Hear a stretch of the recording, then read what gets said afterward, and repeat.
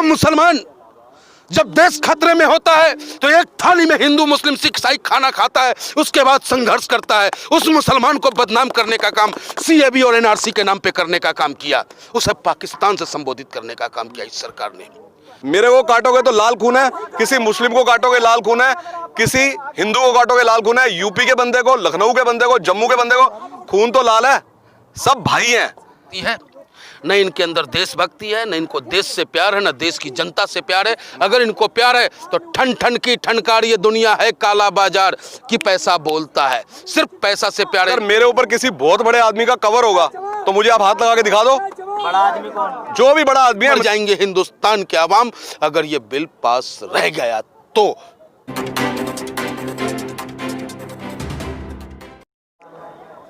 किसान लगातार अपनी जद्दोजहद में है और अपनी आवाज़ को इतनी बुलंद कर चुका है कि 26 जनवरी भी नज़दीक आते देख रहा है। लेकिन किसान की बात के साथ साथ आज हम किसानों के बीच में मनमोहन झा गामा जी हैं जो इस वक्त पहुंच चुके हैं। मैं सर आपसे ही शुरुआत करूंगा कि आखिर सरकार आपकी सुन क्यों नहीं रही? इतिहास गवाह रहा है, इतिहास गवाह रहा है कि जिस फैसले को सरकार पहले ही अपना मन बना लिया हो और उसके बाद हाकिम कहाँ पीछे हटता है साहब। जहाँ उनको अपना लाभ और स्वार्थ नजर आता हो वो क्यों पीछे हटे।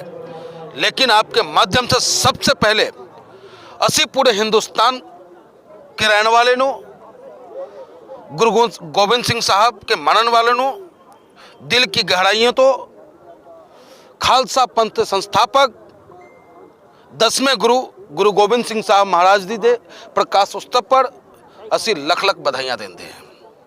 इसके साथ साथ असी कहना चाहते हैं कि ये वो कौम है जिसने हिंदुस्तान की असीमता को बचाने के लिए गुरु गोबिंद सिंह महाराज जी ने अपने दो लाल को दीवार में चुनते देखा है। ये वो कौम है कि जब जब देश को जरूरत पड़ी है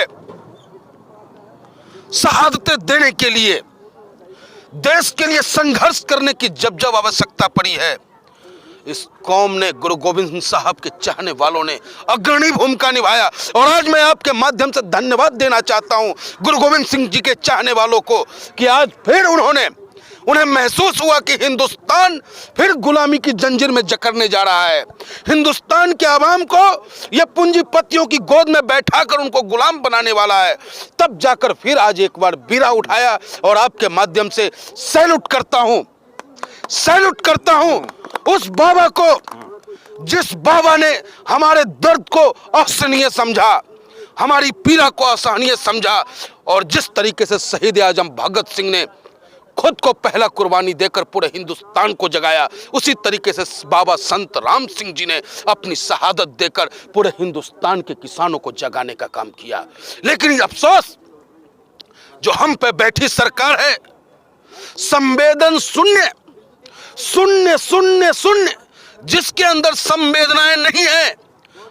पूरे सरकार के मैनेजमेंट से एक शब्द भी उनकी पुण्य आत्मा की शांति के लिए 2 मिनट का मौन तक नहीं रखा गया। आप सोच सकते हैं कि हमारे ऊपर शासन करने वाला व्यक्ति कितना क्रूर, कितना जालिम, कितना घमंडी और कितना तानाशाह है, जो सिर्फ अपना प्रचार करवाना जानता है, सिर्फ अपने मन की बात हमें सुनाना चाहता है, हमसे वो खिलौने और कुत्ते पलवाना चाहता है। वो ये नहीं चाहता कि हम हिंदुस्तान की हिफाजत के लिए अपने आप को मजबूत कर सके। वो ये नहीं चाहता कि हिंदुस्तान का किसान हिंदुस्तान को जिस तरीके से मजबूती दे रहा है वो दे। इसलिए हम किसानों के खिलाफ इस सरकार ने 3 काला कानून लाया। उस 3 काले कानून को मैं अपना डेथ वारंट मानता हूं।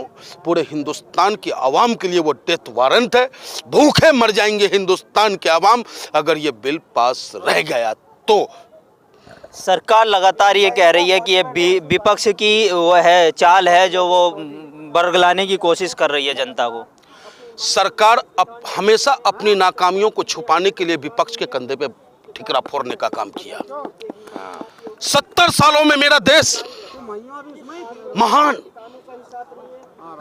जिस जहाज पे वो बैठ करके 50,000 करोड़ रुपया बर्बाद कर दिया, वो पैसे भी 70 सालों में कमाए हुए थे। जब देश मेरा आजाद हुआ था, सोई बनाने की ताकत नहीं थी मेरी। जब ये प्रधानमंत्री बने तो हवाई जहाज बनाने की ताकत थी मेरी। जब ये प्रधानमंत्री बने तो इन्होंने हमसे कहा था कि भाइयों बहनों, मुझे ताकत दो, तुम्हारी महंगाई खत्म कर दूंगा। भाइयों बहनों, मुझे ताकत दो, भ्रष्टाचार और बेरोजगारी समाप्त कर दूंगा। भाइयों बहनों, मुझे शक्ति दो, दाऊद इब्राहिम को पाकिस्तान से गिरेबां पकड़ करके अपने हिंदुस्तान की जेल में डाल दूंगा। लेकिन ये लोग जो कहते हैं उसमें कहीं पूरा नहीं करते। उस दिन भी हिंदुस्तान की शहीद आत्माएं रो रहा था जब प्रधानमंत्री जी पहली बार शपथ ले रहे थे। एक तरफ हिंदुस्तान की शहीद मां और उसकी पत्नी हेमराज का गला लिए आगरा में रो रहा था, और दूसरी तरफ माननीय प्रधानमंत्री जी अपने शपथ ग्रहण समारोह में पाकिस्तान के नवाज शरीफ को बुलाकर बिरयानी खिलाने का काम कर रहा था। तो ऐसे लोगों से हम क्या उम्मीद कर सकते हैं? न इनके अंदर राष्ट्रभक्ति है, न इनके अंदर देशभक्ति है, न इनको देश से प्यार है, न देश की जनता से प्यार है। अगर इनको प्यार है तो ठन ठन की ठनकार ये दुनिया है काला बाजार की पैसा बोलता है। सिर्फ पैसा से प्यार है, इन्हें उद्योगपतियों से प्यार है, न हिंदुस्तान न तिरंगा। जो व्यक्ति अपने कार्यालय पे 30 सालों तक तिरंगा न लहराया हो, वो आज हम किसानों को तिरंगा रोकने की बात कर रहा है। राष्ट्र के लिए काम करते हैं, हम सेवक हैं, तो ये सेवक नहीं है आप जो कह रहे हैं? सेवक है ना, कौन कहता है कि ये सेवक नहीं है? ये सेवक है अडानी और अंबानी के, ये सेवक हैं मेहुल चौकसी के, ये सेवक हैं वो क्या नाम है उसका, विजय माल्या के। ऐसे लोगों को संरक्षण देना, इनको बचाना, और जो लिखवाया इन्होंने हम हिंदुस्तानियों से कि मैं भी चौकीदार हूँ, मैं भी चौकीदार हूँ। कितना बड़ा बेवकूफ बनाया। हमारे बेटे को, हमारे भाई को तो चौकीदार बनाना चाहते हो तुम। हम चाहते हैं कि मेरा बच्चा पढ़ लिख के इंजीनियर और IAS IPS बने, और तुम हमारे बच्चों को चौकीदार बनाकर अंधभक्ति के अंधकार में डुबोना चाहते हो, जिसका विरोध आज हिंदुस्तान कर रहा है। आज यहाँ कोई जाति नहीं है, ये भारत है, भारत, भारत माँ के 4 संतान। और आज मेरी भारत माँ रो रही है, भारत माँ की अंतरात्माएं रो रही है, क्योंकि उनके लाल सड़कों पे है। जिन लोगों को खेत खलिहान में होना चाहिए था, वो आज सड़कों पे संघर्ष कर रहे हैं। और उनके राजा, जिस भगवान के राम पर सत्ता प्राप्त किया इन्होंने, उस भगवान के बताए 1% भी मार्गों पे चल जाते तो आज हम 57 दिनों से सड़कों पे नहीं होते। अच्छा मनमोहन झागामा जी, मैं आपसे एक सवाल पूछूंगा, क्या विपक्ष इसमें मतलब जो विपक्ष अपनी भूमिका क्यों नहीं निभा रहा है? किसानों की आवाज़ लगातार के विपक्ष कहाँ नजर आ रहा है? आपने कहीं देखा विपक्ष को? बिल्कुल बिल्कुल, मैं आपको बताना चाहूँगा इसमें, क्योंकि ये सरकार छलिया है, परपंची है, छल करता है। और विपक्ष नहीं चाहता कि इस किसान आंदोलन को बदनाम कर दे ये सरकार, क्योंकि पहले इस सरकार ने इस आंदोलन को खराब करने के लिए, बदनाम करने के लिए अपनी गोदी मीडिया के माध्यम से क्या कहा कि उसमें अलगाववादी रहते हैं, खालिस्तानी रहते हैं, आतंकवादी रहते हैं। और ये वो सरकार है कि आज तक 6 सालों में कोई ऐसा आंदोलन हमें बता दो कि इसने अपने विवेक से और उसकी रजामंदी से समाप्त किया हो। चाहे वो JNU का छात्र हो, किसी भी विश्वविद्यालय का छात्र अपनी मांग को लेकर सड़कों पे उतरा, उसे टुकड़े टुकड़े गैंग कहे गए। लॉकडाउन में अभिभावक निजी स्कूल की फीस मांग के लिए निरंतर सड़कों पे रहा, लेकिन सरकार का बयान आता है कि निजी विद्यालय के स्वामियों का अहित हम नहीं होने देंगे, उसे भी ठुकराने का काम किया। जब इस देश का मुसलमान, वो मुसलमान जिसका बेटा बीर अब्दुल हमीद दुश्मन के टैंक को उड़ा करके अपनी बहन को राखी का तोहफा देता है, वो मुसलमान जब देश खतरे में होता है तो एक थाली में हिंदू मुस्लिम सिख ईसाई खाना खाता है, उसके बाद संघर्ष करता है, उस मुसलमान को बदनाम करने का काम CAB और NRC के नाम पे करने का काम किया, उसे पाकिस्तान से संबोधित करने का काम किया इस सरकार ने। लेकिन आज इनकी चूल हिल गई है, चूल, क्योंकि ये वो हिंदुस्तान है जिस हिंदुस्तान में सलमा बेगम तो चुनरी बुनती है, लेकिन उसे पहनता राधा रानी है, पहनता उसे राधा रानी है। और आज हिंदुस्तान का हर अवाम अपनी हक की मांग को लेकर सड़कों पे है। आपके माध्यम से माननीय नरेंद्र मोदी जी से, माननीय प्रधानमंत्री जी से हाथ जोड़कर करवद्य प्रार्थना है, अगर यह देश रहेगा तो राजनीति होती रहेगी। ये देश होगा तो आप गुलामी करते रहना उद्योगपतियों का। इस देश को बचा लो, अपनी हठ धर्मिता छोड़ दो और जो हमारी जायज मांग है उसे स्वीकार करो। 3 काला कानून वापस करो, उसके बाद हमारे किसान नेताओं के साथ बैठकर कानून बनाना, जो हमारे हक में होगा उसे हम स्वीकार करेंगे। बहुत बढ़िया। यहाँ पर और लोग भी हैं, उनसे मैं जानूंगा कि सर एक बात बताइए, जो 3 कानून हैं, किसान सरकार लगातार ये कह रही है कि किसानों की ये जो है ज़बरदस्ती है, जो मतलब कानून को वापस कराना चाहती है। ज़बरदस्ती तो आपको पिछले 7 साल से पता ही है किसकी चल रही है। ये कोई कहने की या पूछने की बात ही नहीं है। मैं तो एक बेसिक बात करता हूँ कि सुप्रीम कोर्ट के जज सड़कों पे आ गए, सुप्रीम कोर्ट के जज सड़कों पे आ गए पहली बारी हिंदुस्तान में। आरबीआई के 5 गवर्नर बदले गए पहली बारी हिंदुस्तान में।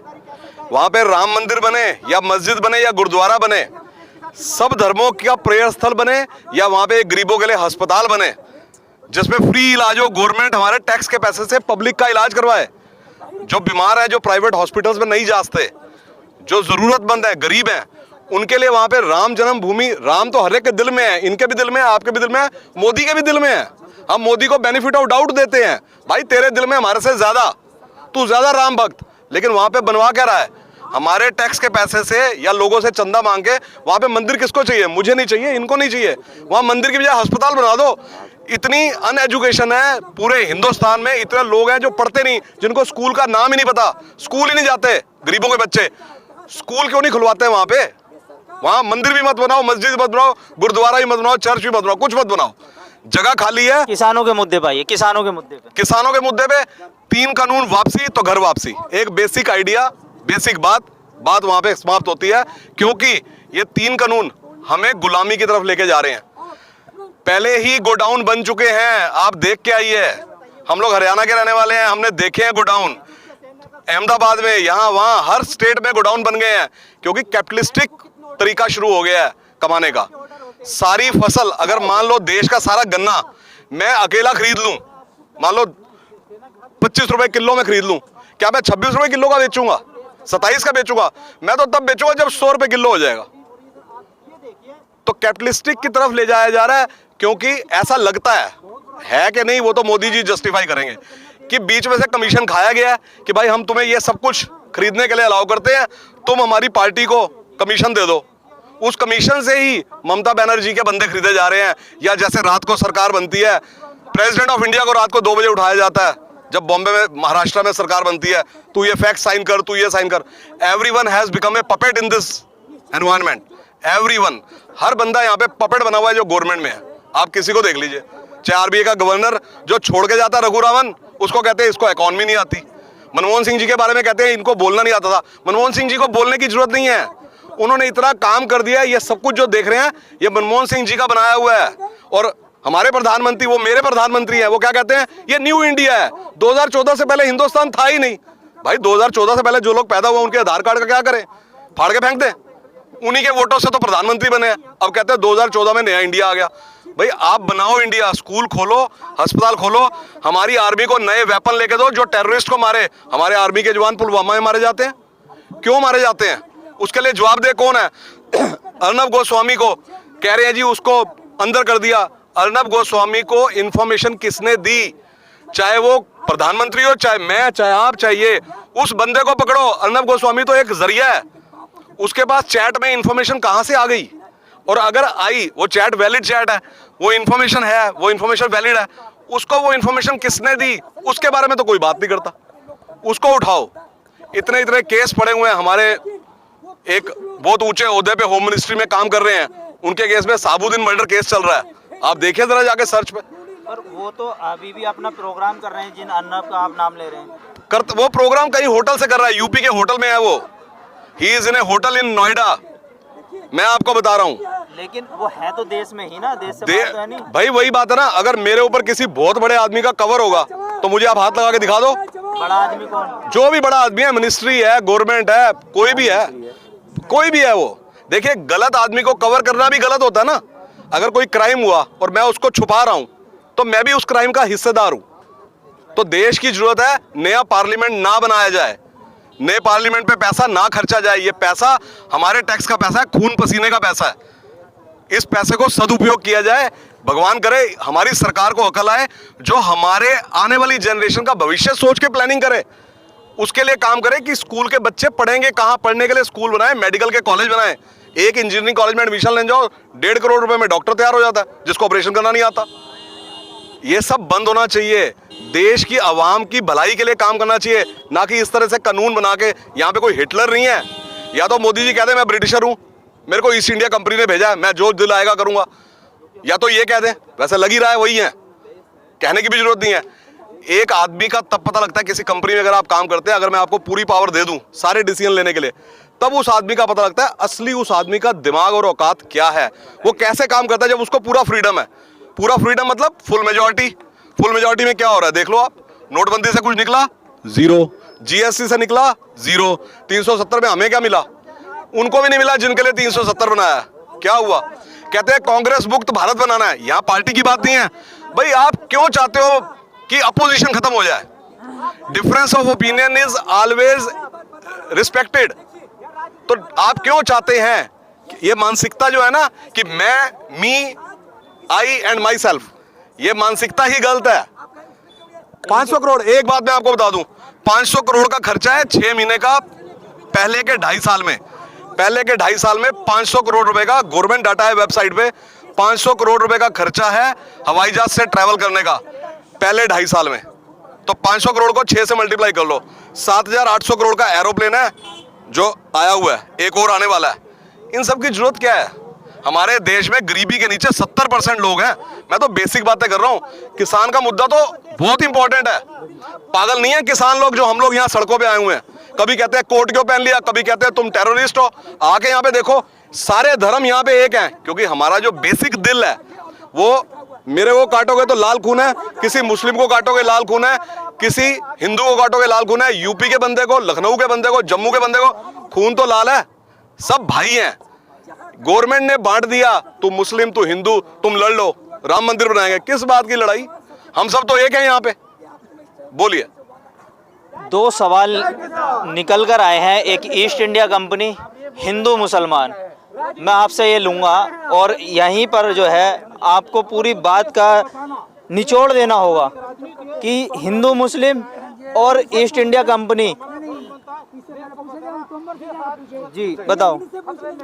ईस्ट इंडिया कंपनी को तो हमारे बुजुर्गों ने मार मार के भगाने का काम किया। ईस्ट इंडिया कंपनी को हमारे बुजुर्गों ने मार मार के भगाया।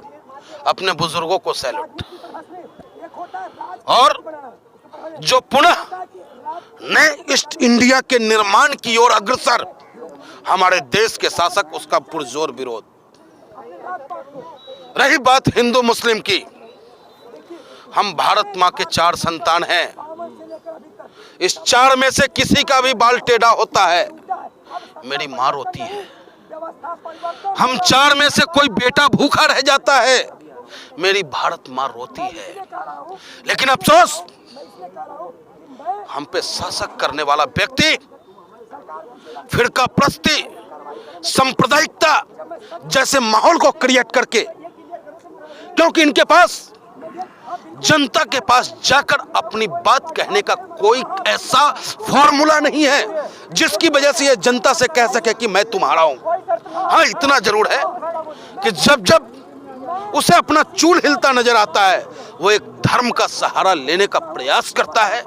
लेकिन आपको मैं कहना चाहता हूं, अपने देश के प्रधानमंत्री जी को कहना चाहता हूं कि हिंदुस्तान, भारत सबको मिला करके है, अलग अलग नहीं है। तो उनका तो नारा था सबका साथ, सबका विकास और सबका विश्वास। ये नारा भी तो है उनका, तो वो सबके लिए तो कर रहे होंगे। उनके नारे को आप लेके चलेंगे ना तो 2 कदम नहीं चल पाएंगे आप। सबके साथ सबके विकास की बात करने वाले सबका विनाश कर रहा, वो सबका विनाश कर रहा।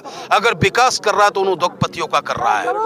और जहां तक देश की असीमता की बात जब जब आई है ना, तो हम किसान ही सड़कों पे हुए हैं, किसान ही संघर्ष किए हैं, लड़े हैं, मरे हैं। और कहते हैं कि मत वाले जो होते हैं उन्हें लाभ और हानि से कोई लेना देना नहीं होता है। क्योंकि उसका मतवालापन अपने देश हित में होता है, उसका मतवालापन अपने देश की आवाम में खुशियों का होता है। देश को क्या मैसेज देंगे आप कम शब्दों में? देश की आवाम को अपील क्या, मेरे देश के नौजवानों, माताओं, बहनों, बुजुर्गों, मेरे देश के बुद्धिजीवियों, मेरे देश के कलमबिदों, तुम्हारी कलम में अगर धार है तो लिख दो एक इतिहास क्रांति, किसान क्रांति का। अगर युवाओं तुम्हारे बाजुओं में खून फड़क रहा है हिंदुस्तान के किसान का, अगर तुम्हारे अंदर दिल धड़कता है, जिस हिंदुस्तानी के दिल में हिंदुस्तान धड़कता है वो अपने आप को यलगार कर दे, जो जहां है, जिस स्थिति में है, अगर वो एक लिफाफा लिख सकता है, पोस्ट कार्ड लिख सकता है, तो माननीय प्रधानमंत्री जी को लिखे कि माननीय प्रधानमंत्री जी, तुम्हारा ये 3 काला कानून हमें स्वीकार नहीं। जिस तरीके से भी इस आंदोलन को वो आगे बढ़ा सकता है बढ़ाए, क्योंकि अगर यह आंदोलन फ्लॉप हो गया तो स्वतः हिंदुस्तान गुलाम हो जाएगा, हिंदुस्तान का आवाम गुलाम हो जाएगा, और इसके बाद हिंदुस्तान में फिर कोई आंदोलन नहीं होगा, नहीं होगा, नहीं होगा। इसलिए इनकलाब, इनकलाब, इनकलाब, जो हमसे टकराएगा, जो हमसे टकराएगा, जो हमसे टकराएगा चूर चूर हो जाएगा, ये नारा लग रहा है। अब यूनियन एकता के नारे लग रहे हैं। कैमरा पर्सन रियाज के साथ मोहम्मद साजिद, ABC वर्ल्ड हिंदी।